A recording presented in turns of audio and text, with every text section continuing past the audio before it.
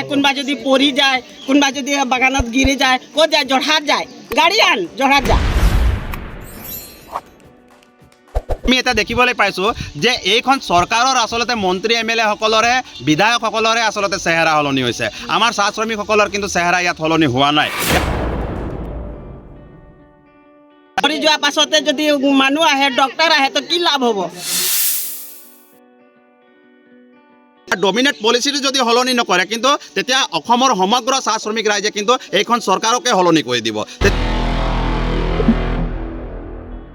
Area পইচা দিম কৈ আছে, নিদিয়ে। আজি দিব, কালি দিব, কওঁতে আমাৰ কেতিয়াবা লাগে, কৈ যে চাইন লাগে, আমাক এইটো পইচা দিবই বুলি পেলাই আমিও আশা কৰি আগবাঢ়ি আহোঁ যে এই পইচাটো দিব বুলি। আমাৰো মনটো লাগি যায় যে আমি পইচা পাম বুলি পেলাই।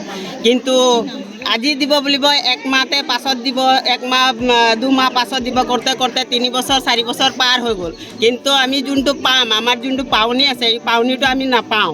কিন্তু আমি আশা কৰোঁ, ছেক্ৰেটাৰীয়ে কয় যে নাই এইটো দিবই, তহঁতি এইটো লিখি পেলাই দে, এইটো জেৰেক্স কৰি দে, দিবই। আমি চব কাগজকেইটা লৈ পেলাই দিওঁ। কিন্তু আমি কৈছোঁ পাম, আজি কিমান পইচা পাম? নাই, ইমান পইচা পাম বুলি পেলাই, এৰিয়া পইচা পাম বুলি পেলাই আশা কৰোঁতে আজি মোৰ ল'ৰাও ডাঙৰ হৈ গ'ল, ল'ৰাও বোৱাৰী লৈ আহিলে, কিন্তু আজিলৈকে মই পইচা পোৱা নাই। আৰু এটা কথা ক'বলৈ খুজিছোঁ, ইমান ডাঙৰ আমাৰ হস্পিটেল এটা বনাইছে, কিন্তু ডক্টৰ আমাৰ সুবিধা নাই ইয়াত, সুবিধা নাই। কোনোবা যদি পৰি যায়, কোনোবা যদি বাগানত গিৰি যায়, ক'ত যায়? যোৰহাট যায়, গাড়ী আন, যোৰহাট যা। তাত যোৰহাট লৈ যায়, যাওঁতে যদি মানুহ মৃত্যুৱে হৈ যায়, তো লাভ কি হ'ব? ইমান ডাঙৰ হস্পিটেল বনাই যদি ডক্টৰ নিদিয়ে, নাৰ্ছ নিদিয়ে, তো আমাৰ কি লাভ হ'ব? লাভটো নাই। মজদুৰ কোনোবা পৰি গ'ল, চাহে মাইকী মানুহ ক'ৰবাত পৰি গ'ল, গাড়ী ক'লে যে নাই, গাড়ী এতিয়া অকণমান দেৰি আছে, নাপায়, তালৈকে মানুহ গ'ল। তাৰপৰা মানুহ গ'ল, মৰি যোৱাৰ পাছতে যদি মানুহ আহে, ডক্টৰ আহে, তো কি লাভ হ'ব? যদি ৰাইজে যদি আমাৰ একে হয়, তেতিয়া আমাৰো ইয়াতে এইটো বাগানতে আমাৰ ডক্টৰ, নাৰ্ছ এইকেইটা আমাৰ দিব লাগিব। বহুত দিনৰ পৰা ভাবি আছিলোঁ যে এই দুআষাৰ মই কম বুলি পেলাই, কিন্তু ক'বলৈ মই চান্স নাপাইছিলোঁ। আজি যেনিবা চান্স পালোঁ কাৰণে মই মিডিয়াৰ আগতে কৈছোঁ, এইটো আমাৰ কথাকেইটা আমাৰ সুবিধা কৰি দিব লাগে। বেমাৰ যাৰ যিমান আছে, এইটো আমাৰ ডক্টৰ, নাৰ্ছ এইটো আমাৰ হস্পিটেলত দিব লাগে। আৰু আমাৰ যোনটো মজদুৰ আছে, আমি যোনটো পাওনি, এই পাওনিটো আমাক দিব লাগে। আজি সমগ্ৰ অসমতে আচলতে প্ৰতিবাদী কাৰ্যসূচী লোৱা হৈছে। আপোনালোকে জানে যে চৰকাৰৰ মধ্যস্থকাৰী মালিক পক্ষ, শ্ৰমিক পক্ষ আৰু চৰকাৰৰ ত্ৰিপাক্ষিক বৈঠকৰ যোগেদি আজিলৈকে চাহ শ্ৰমিকৰ মজুৰি 500 টকালৈ বৃদ্ধি কৰিব নোৱাৰাটো চৰকাৰৰ দুৰ্ভাগ্যবশত কথা বুলি মেলি পেলাই আমি আচলতে আপোনালোকক ক'ব বিচাৰোঁ। লগতে আমাৰ ভাৰতবৰ্ষখন স্বাধীন হোৱা 1947 চনৰ 15 আগষ্ট স্বাধীন হ'ল, কিন্তু আমি ভাবোঁ আৰু আমি নিজে আজি অনুতপ্ত যে কিন্তু আমি আচলতে আমাৰ মৌলিক অধিকাৰৰ পৰা কিন্তু এতিয়াও প্ৰাপ্যৰ পৰা বঞ্চিত হৈ আছোঁ আৰু আমি কিন্তু স্বাধীন হোৱা নাই। এতিয়াও চাওক, এনেকুৱা ক্ষেত্ৰত আজিৰ যুগত যদি 351 টকা যি নেকি মজুৰি, 351 টকা মজুৰি দিবৰ কাৰণে আমি তাহানিখনৰ পৰা আমি কৈ আছোঁ, কিন্তু 250 টকাতে স্তব্ধ কৰি মেলি পেলাই ৰাখিছে। আৰু লগতে আমি দেখিবলৈ পাইছোঁ যে এই 351 টকা যদি মজুৰি বৃদ্ধি নকৰে, তেতিয়াহ'লে চাহ শ্ৰমিকসকলে আচলতে কেনেকৈ ওলাই আহিছে। কিন্তু আমি সিমানতো আচলতে সীমাবদ্ধ নহয়, আমাক কিন্তু 500 টকালৈ মজুৰিলে কিন্তু বৃদ্ধি কৰিব লাগিব। এইখন চৰকাৰে ইণ্টাৰিম হিচাপত এবাৰ চাব 27 টকা, এবাৰ 38 টকা, তেনেকুৱা কৰি মেলি পেলাই এবাৰ 16 টকা, এনেকুৱা কৰি মেলি পেলাই এবাৰ 30 টকা, এনেকুৱা কৰি মেলি পেলাই আচলতে 250 টকালৈ মজুৰিটো বৃদ্ধি কৰি মেলি পেলাই ৰাখিছে। আৰু চাহ শ্ৰমিক ৰাইজসকলে আচলতে 500 টকা মজুৰি হোৱাটো বৃদ্ধি হোৱাটো বিচাৰিছে। যিহেতু আপোনালোকে সকলো বস্তুৰ আজিকালি দাম জানে যে আকাশলংঘী দাম, গতিকে চাহ শ্ৰমিকসকলে আচলতে চলিব কেনেকুৱা? ইয়াত যিসকল চাহ শ্ৰমিক আছে তেওঁলোকৰ আচলতে চলিবলৈ বহু অসুবিধাৰ হৈছে। এইখন বিজেপি চৰকাৰে আচলতে প্ৰতিশ্ৰুতি দান কৰিছিলে যে আমাক ভোট দিয়ক, আমাক জয়ী কৰক, আমাক জয়ী কৰাই মেলি পেলাই 100 দিনৰ ভিতৰত চাব আপোনালোকৰ চেহেৰা আমি সলনি কৰি দিম। কিন্তু আমি এটা দেখিবলৈ পাইছোঁ যে এইখন চৰকাৰৰ আচলতে মন্ত্ৰী MLA সকলৰে বিধায়কসকলৰে আচলতে চেহেৰা সলনি হৈছে।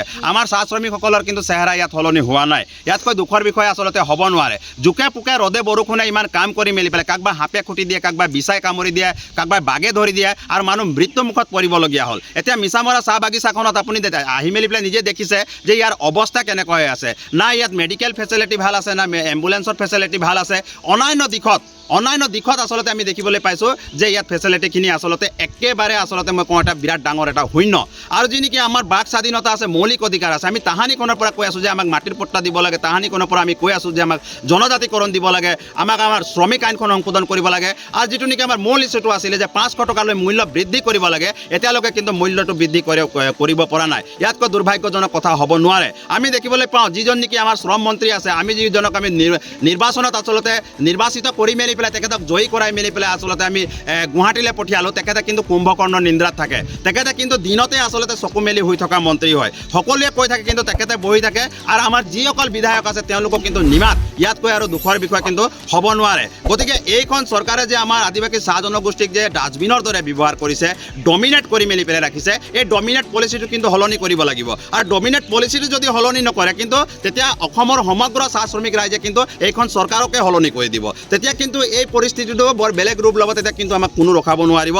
চাহ শ্ৰমিকে আজি যিহেতু জীয়াটো ভুগি আছে, সেয়া মই চাহ শ্ৰমিকৰ লাইনত বসবাস কৰা এজন ল'ৰা হয়। মোৰ ঘৰত সকলোখিনি মানুহ আচলতে চাহ শ্ৰমিক বাগানৰ লগত ৰিলেটেড। গতিকে তেওঁলোকে আচলতে জানে কিমান কষ্টৰ মাজত আচলতে আমি দেখিবলৈ পাইছোঁ যে জীৱন জীৱিকা নিৰ্বাহ কৰি আছে। ইয়াতকৈ দুখৰ বিষয় কেতিয়াও হ'ব নোৱাৰে। না ৰাজদীপ গোৱালা মাত মাতিছে, না আমি দেখিবলৈ পাইছোঁ সঞ্জয় কিষাণে মাত মাতিছে, না আমি দেখিবলৈ পাইছোঁ ৰূপজ্যোতি কৰ্মীয়ে মাত মাতিছে, না আমাৰ যিটো নেকি শ্ৰম মন্ত্ৰী আছে তেখেতো কুম্ভকৰ্ণ নিন্দ্ৰাত আছেই বাৰু, তেখেতৰ মাত নামাতে। সেইদিনাখনো আমি সদনত দেখিছোঁ যে অসমৰ মাননীয় মুখ্যমন্ত্ৰী ডাঙৰীয়া এই কথাটো কৈছে যে বোলে দল সংগঠনেহে আচলতে বোলে এইটো কি কয় মজুৰি নিৰ্ধাৰণ কৰে। তেখেতে ভুল এটা বক্তব্য দাঙি ধৰিছে। দল সংগঠনে কেনেকৈ আচলতে মজুৰি নিৰ্ধাৰণ কৰে? কেতিয়াও দল সংগঠনে নকৰে। তাত থাকে মালিক পক্ষ থাকিব, শ্ৰমিক পক্ষ থাকিব আৰু আমাৰ যিসকল ট্ৰেড ইউনিয়ন থাকিব তেওঁলোকৰ ত্ৰিপাক্ষিক হিচাপতে আচলতে মজুৰিটো নিৰ্ধাৰণ কৰিবলগীয়া হয়।